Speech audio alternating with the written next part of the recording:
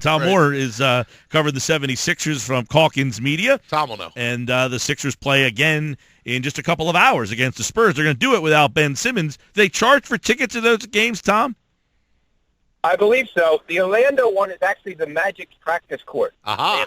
They have the regular arena that seats 18,000 or whatever, and then they use the one that's there, the practice court that they'll the other team can use if both the two teams need it or whatever. So I believe that is the case. That's why there's no stands, because it's just a practice facility, right. And they don't typically draw that well, for those games anyway. Even and Utah is using two arenas too. Some games are going to be at the full arena, and some are going to be at a smaller arena. You'll see later. I think it might be Thursday. The Sixers are playing at the smaller facility. I'm assuming that Simmons against Jaylen Brown last night was a little bit of a draw. There was probably a little bit of buzz. No. Oh, for sure. Definitely to see Simmons play and all that stuff. No question that was what people wanted to see. And Simmons didn't do anything really unusual from if you had watched him at LSU. He played similarly. I guess it's just that now that he's a Sixer, everybody's Philly is watching so much closer. No doubt. That's one thing when you watch him play.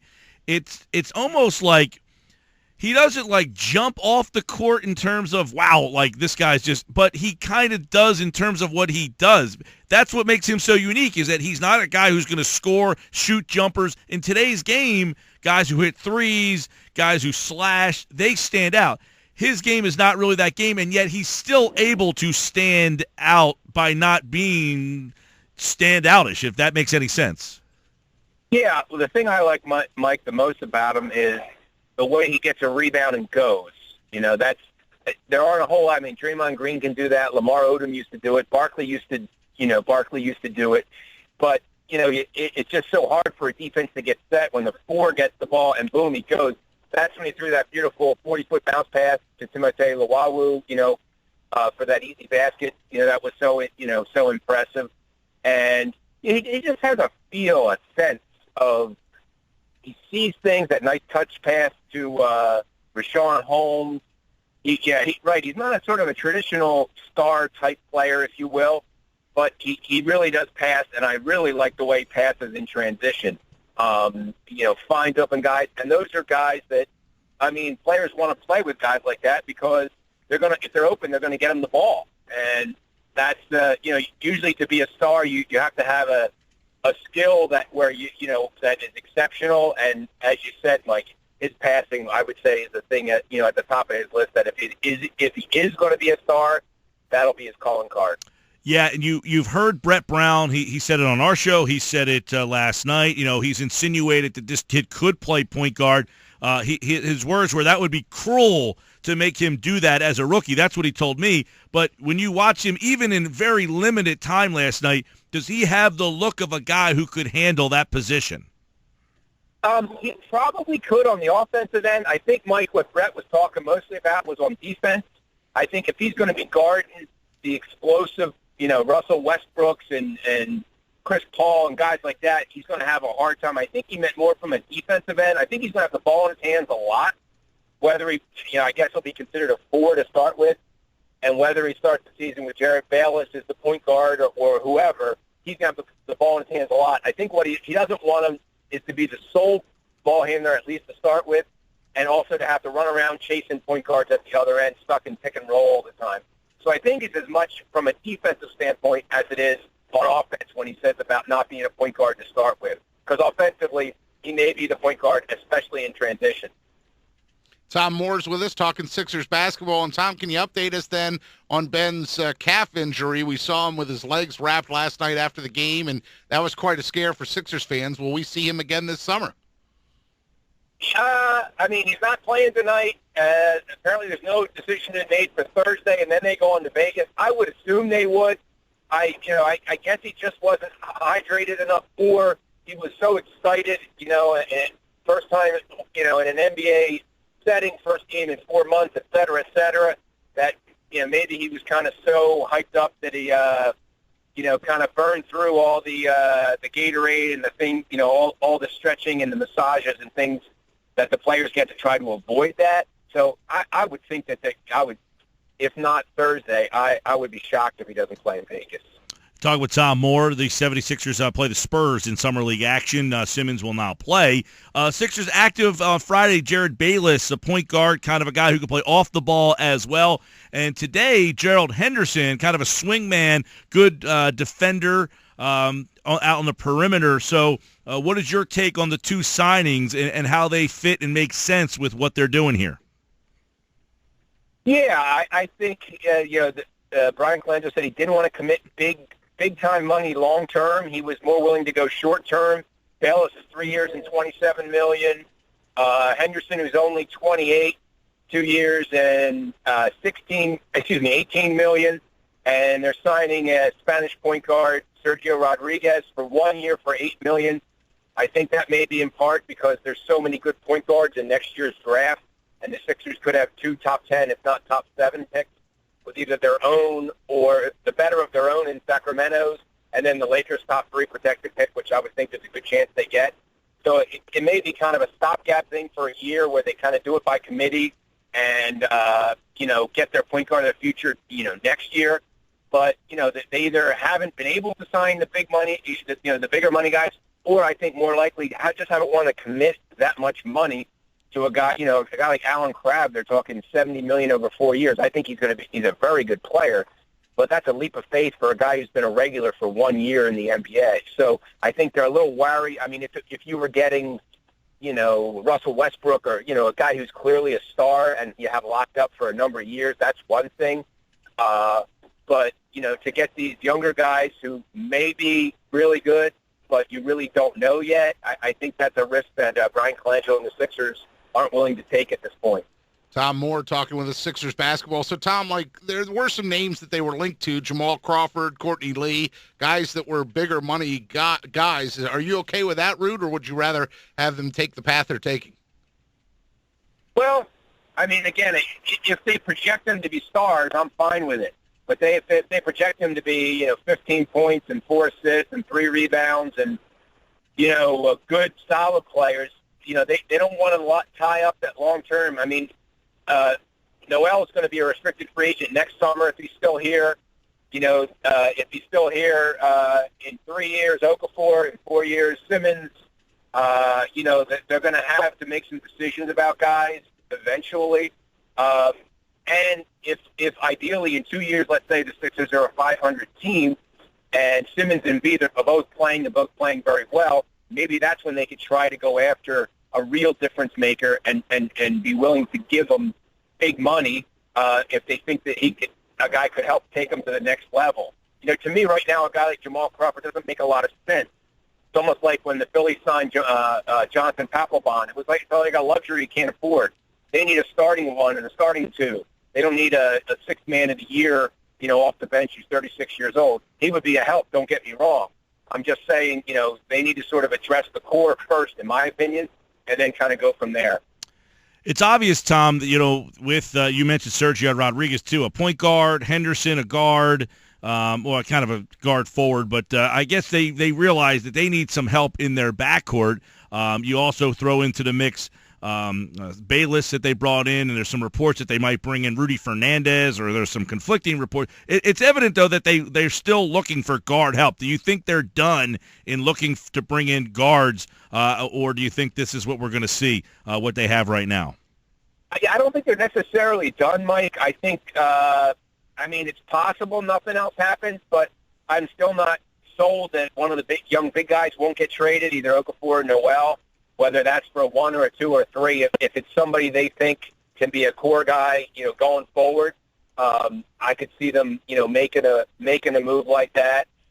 Fernandez doesn't seem to make a whole lot of sense to me. I mean, if my numbers are right and Sarge comes over, they'll have 16 guaranteed contracts. Now you can, excuse me, you can eat one of the contracts, not for a lot of money, or they're not all guaranteed until January. But, sort of starting to round into form in terms of a roster. You can have up to 20 for training camp. You can always make a 2-for-1 trade or whatever, but it's only 15 men that you can carry on the roster. I wouldn't be shocked if a guy like Stauskas is included in a trade. If they trade a big guy, maybe Stauskas along with him, make a 2-for-1 trade or something like that. I could see that happening. Tom, any rumblings while you're out there and all these free agent things are happening linked to Noel or Okafor still, or is it a little quiet on that front? Yeah, haven't really heard a whole lot about that stuff. Maybe because, there's so much with the big money and the signings and all that stuff that's kind of taken a back burner. But something like that could heat up at any time. I thought it was interesting that, the rumors about the Raptors being interested in Noel, but they supposedly were interested in him as a backup center, which I thought may be part of the problem, if you will, that the Sixers see these guys, see him as a starter, and they want starter value, and the Raptors, at least, and probably other teams, may see him as the first big off the bench. And that clearly is going to be a difference in terms of what you get in return based on what, their role, if their role is projected to be, 25 minutes off the bench versus 30 to 35 as a starter or whatever. That's going to affect what you would get in return. Hey, what do you know about Sergio Rodriguez? He's a guy who played in the league. He's 30. It's a 1 year, $8 million. People look at a guy and went, wait, $8 million for 1 year. Now I know in today's landscape that's not a whole heck of a lot. But what do you know about him, and what kind of role do you foresee? Is he a guy? Because I remember him playing on the Olympic team back in 12 in London, I guess. They won the silver that team. He was pretty good. Correct. Yeah. No, I mean he's a pretty good. He's a quality point guard. A guy I talked to said a scout said he doesn't see him as a starter, but maybe they're talking. Bayless is a combo guard. He could play some if McConnell's here. Depending, maybe they could kind of cobble things together for a year, see how that plays out. But he's a decent shooter, capable, solid shooter. Has experience, played 4 years in the league before he went overseas. Ironically, he and Rudy Fernandez have been teammates the last 4 years in Real Madrid over in Spain. I think that, and it also fits. He doesn't want to tie up long-term contract, but the Sixers, if my numbers are correct, they're still $30 million or so under the cap. So even with the 3 signings, they still have plenty of room. So I think he's looking to do that more, short term, and willing to pay some money now to have that flexibility down the road if they can sign somebody good or make a trade for somebody making a lot more money that they could absorb somebody's contract. Hey, Tom, the Summer League team, you got a couple of guys that are familiar that played last year, Holmes, McConnell, 2 guys that, stand out. By the way, the kid Caruso, what was this, like win a chance to play with the team night? That guy was great last night. But anyway. He threw 2 passes that were like, I don't know what in the world was going on. It was like the one he threw to Holmes, or whoever it was, who wasn't even in the game. I don't know if he was just super nervous or whatever, but it was like uncomfortable to watch, It yes. was like something's wrong with his picture. Yes, and it was funny. But a couple guys we were familiar with, but watching that product last night, how many of those guys do you think have a shot to compete at training camp? And obviously the other kid, Timothé Luau, he looked a little nervous, a little skittish at times. Is he a guy too that you think has a chance at, or do they hope that? Because he says he wants to stay. Do they hope he wants to leave? Yeah, I think they'd be willing. They have some need. Even with the signings still on, he's an athletic wing, a 2. Was a decent 3-point shooter over there. How that'll equate here with the deeper line and everything. But I think he would have a chance to stick. McConnell, Holmes probably. But the way it's looking and with signings and so on, there aren't a whole lot of spots unless somebody can really, really play well and knock somebody who has a guaranteed $1 million deal or whatever out of a spot. The kid, James Webb III, who worked out for them and looked good in the workout, was a little, hot and cold last night, but I think they like him just in terms of a guy with some raw ability, some toughness and grit. But, yeah, it doesn't look like there's a whole lot of spots up for grabs here. It's funny because, Wood, 20 points, 5 rebounds. He looks like a guy in only 15 minutes. It just shows you, Tom, the difference in the level of an NBA game than a D-League game or even one of these games, because he looks like a guy with some ability, and you put him into a regular game, and he's lost out there. Yeah, it's a totally different world. My standard line is, no offense intended, but John Salmons was Summer League MVP. He wasn't a bad NBA player, but he looked like a star in the Summer League. These guys are either, D-League, European, league players, Europeans, or fringe NBA guys, or else young draft picks that really don't know what they're getting in for. I thought, to me, it's a shame that Embiid wasn't far enough along. I think it would have really helped him to play a little bit here as a transition from playing 2.5 years ago in Kansas. His last game was at Oklahoma State on March 1st of 2014. Instead of jumping, if he's healthy enough, right into the, NBA experience, tough, veteran centers that he's going to face in October and November if he's healthy. It's a nice transition for the rookie. And it gives him a sense of, even what fringe NBA guys are like. Tom Moore, Sixers beat writer, Calkins Media, Bucks County Courier-Times, as the Sixers getting ready to tip it up here shortly in their second Summer League game. No Ben Simmons. The TV ratings probably going to plummet. I couldn't believe how many people were gearing up to watch. I guess 7 o'clock on a holiday weekend was a perfect time to put them on because everybody was kind of beat and tired. But should be still interesting to see if he plays. Tom, always appreciate it, pal. Sure, Mike, anytime.